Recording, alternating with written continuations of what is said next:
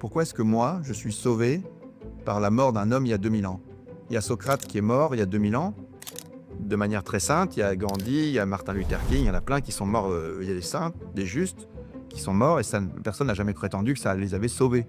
Pourquoi est-ce que la mort du Christ nous sauve? Alors quand vous demandez ça à des chrétiens, ils n'ont pas beaucoup de réponses en général. Et ils vous disent, bah oui, parce que Jésus était Dieu, il n'était pas seulement homme, mais il était Dieu aussi, donc il me sauve. Mais non, Jésus, il était Dieu depuis sa naissance, mais c'est pas sa naissance. On dit que c'est sa mort et sa résurrection, c'est le moment de sa passion et de sa résurrection qui nous sauve.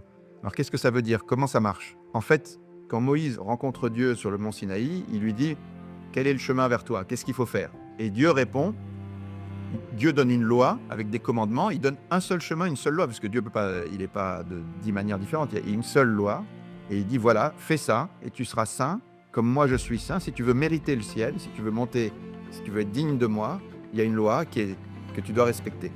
Le problème, c'est que, en pratique, saint Paul dit, personne n'y arrive, tous sont péchés et sont privés de la gloire de Dieu. Personne ne sera justifié devant Dieu par la pratique de la loi, parce que c'est trop compliqué. Effectivement, vouloir se hisser à la perfection de Dieu, c'est pas possible aux hommes. Alors qu'est-ce qu'on fait? Le Nouveau Testament et Jésus, c'est la proposition d'une deuxième voie. Jésus propose une alliance nouvelle, une alliance éternelle, et il y a un moment clé pour ça, c'est le moment de la scène. Jésus réunit ses apôtres juste avant sa passion, et il prend du pain et du vin, et il dit « Ceci est mon corps et mon sang, et je l'offre pour la multitude ». Ce jour-là, il solennise extrêmement ce moment, il le présente devant son Père et il demande à Dieu qu'il y ait un lien indéfectible entre lui et nous. C'est-à-dire que le Christ, Jésus et nous, chacun de nous, on ne fasse plus qu'un. En faisant ça, il s'unit à nous et donc Dieu regarde le Christ, c'est-à-dire la tête, Jésus, et le corps, nous, comme une seule entité. Et cette entité, elle est remplie de sainteté à cause de la tête, mais remplie aussi de péché à cause du corps. Et donc, Dieu, qui n'a rien de commun avec le péché, se retire. Dieu s'éloigne de cet être nouveau qui est le Christ, composé d'une tête et d'un corps. C'est ce qu'on appelle l'heure des ténèbres, c'est-à-dire que le Christ, qui a toujours été en lien direct avec son Père et qui tout était lumineux, tout d'un coup, en prenant ce lien avec nous, il est rempli de nos péchés et donc Dieu s'éloigne. Et Jésus se retrouve en agonie dans le jardin de Gethsémani et là, il transpire du sang. Pourquoi est-ce qu'il transpire du sang? Parce que il mesure la profondeur de l'acte qu'il vient de faire. Il s'est uni à chacun de nous. Qu'est-ce que ça veut dire de s'unir à toi, à toi, à toi?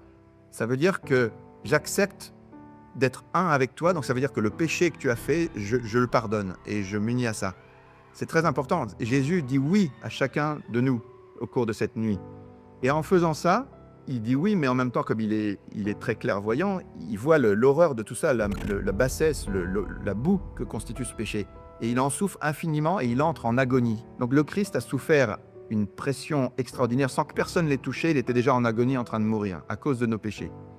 Il a livré son corps pour la multitude au cours de ce pacte de la scène. Il est venu pour cette heure-là et uniquement pour cette heure-là. C'est l'heure des ténèbres. Et il se trouve en agonie, il devient le Rédempteur. Et à partir de ce moment-là, le mal et la haine se déchaînent contre le Christ. Mais Jésus aime davantage, c'est-à-dire qu'il pardonne non seulement à chacun de nous au cours de l'agonie, mais il pardonne à ses bourreaux, il pardonne à tous ceux qui le font souffrir. Et son amour est infiniment plus grand que le mal et le péché qui se déploient dans ce moment-là. Il a soif de tout ça, et dans sa personne, il a tué la haine. La victoire du Christ sur la croix, c'est ça, c'est que son amour dépasse toutes les haines et tout le mal du monde. Après tout ça, il meurt. Et Dieu doit juger, Dieu qui est justice et miséricorde, doit juger ce qui est arrivé à Jésus en toute justice. Et il pèse les choses. Il voit d'un côté tout le péché du monde et d'un côté tout l'amour du Christ. Et il trouve que l'amour a dépassé infiniment le péché. Et donc cet être unique qui est le Christ, avec la tête et le corps, mérite le ciel. Il ouvre les portes du paradis. Et donc le Christ, tu ne laisseras pas ton saint voir la corruption, dit le psaume. Donc il est saint et il monte au ciel et il ouvre les portes du royaume. Dieu l'a exalté, le faisant chef et sauveur. Et voilà. Donc pour aller au ciel, il y a deux méthodes. Vous respectez la loi juive et ça marche, mais personne n'y arrive. Ou alors, vous êtes membre du Christ. C'est ce que demandent les apôtres. Ils disent, par le baptême, on devient membre du Christ. Jésus a proposé une alliance, mais à nous d'y répondre et de l'accepter. Par le baptême, on accepte cette alliance. C'est la seule manière d'être lié au Christ. Et une fois qu'on a accepté cette alliance, on peut se nourrir de cette alliance. Donc le Christ nous demande, dans les textes de l'Écriture se disent, baptisés dans le Christ, vous avez revêtu le Christ. Il est le seul chemin qui mène à Dieu. on est membre du Christ, on est pris sous son manteau. Et par contre, si on ne prend pas ce chemin-là, Saint Paul était confronté à des Juifs qui voulaient continuer à appliquer la loi juive. Il leur dit, mais attention, c'est moi Paul qui vous le dis, si vous vous faites circoncire, le Christ ne vous sert plus de rien. Vous êtes tenu à l'observance intégrale de la loi, vous avez rompu avec le Christ. Donc, vous avez deux choix. Soit vous faites la loi, soit vous devenez membre du Christ et vous restez avec lui. Et dans ces cas-là, le Christ a promis deux choses. Il nous rachète de nos péchés et il nous fait de nous des enfants de Dieu. Lui, il est le Fils bien-aimé du Père et en devenant membre du Christ, on devient nous aussi des enfants bien-aimés de Dieu.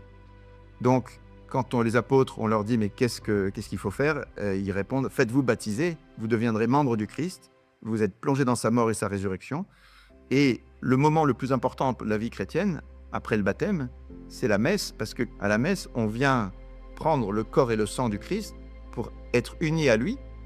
Et le Christ nous avait dit, en vérité, je vous le dis, si vous ne mangez pas la chair du Fils de l'homme, si vous ne buvez pas son sang, vous n'aurez pas la vie en vous. Qui mange ma chair et boit mon sang à la vie éternelle, moi je le ressuscite au dernier jour. Donc ça veut dire que le Christ nous dit, si vous voulez que l'alliance entre vous et moi existe et qu'on soit vraiment unis, c'est le baptême et la messe qui rendent cette union vivante, et vous êtes en moi et vous irez au ciel avec moi. Voilà. Pour ça que pour moi c'est important de parler de ça, parce que ce que le Christ a vécu en tant qu'homme, ça nous concerne directement parce qu'il a voulu cette union avec nous, et c'est notre responsabilité aujourd'hui, à chacun, de lui répondre dans toute notre vie. Vous êtes au début de votre vie, presque. Profitez-en pour bien réfléchir à toutes ces questions. Et je peux vous dire, juste, moi c'est un témoignage, c'est juste ça, mais quand on dit oui à Jésus et qu'on le cherche, la vie prend une dimension, une allure, une grandeur qu'elle n'avait pas, et la vérité se révèle, si vous voulez. Voilà, donc c'est tout ce que je vous souhaite. Mais chacun a son parcours. Et un jour, on avait demandé au cardinal Ratzinger combien il y avait de chemin vers Dieu. Il a répondu autant que d'êtres humains. Donc chacun doit trouver son chemin.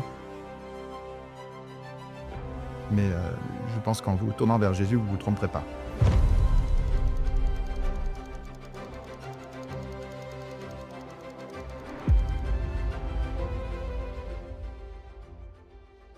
Jésus nous sauve en tant qu'homme, c'est-à-dire que c'est l'homme, il s'est fait homme pour sauver l'homme.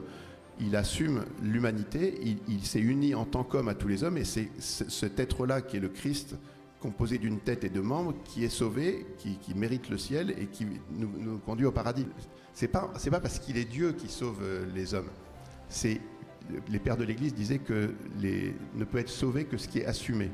Mais le jugement à celui qui a beaucoup reçu, il sera beaucoup demandé. Enfin, c'est-à-dire qu'il y a un jugement juste qui sera exercé par rapport à chaque situation. Et au contraire, quand on dit que c'est partir de... la rédemption, c'est un des moteurs les plus importants, sinon le plus important dans l'histoire de l'humanité. Regarde, ce qui est important pour les personnes, c'est à la fin d'arriver à la vie, une vie capable de donner sa vie par amour pour les autres.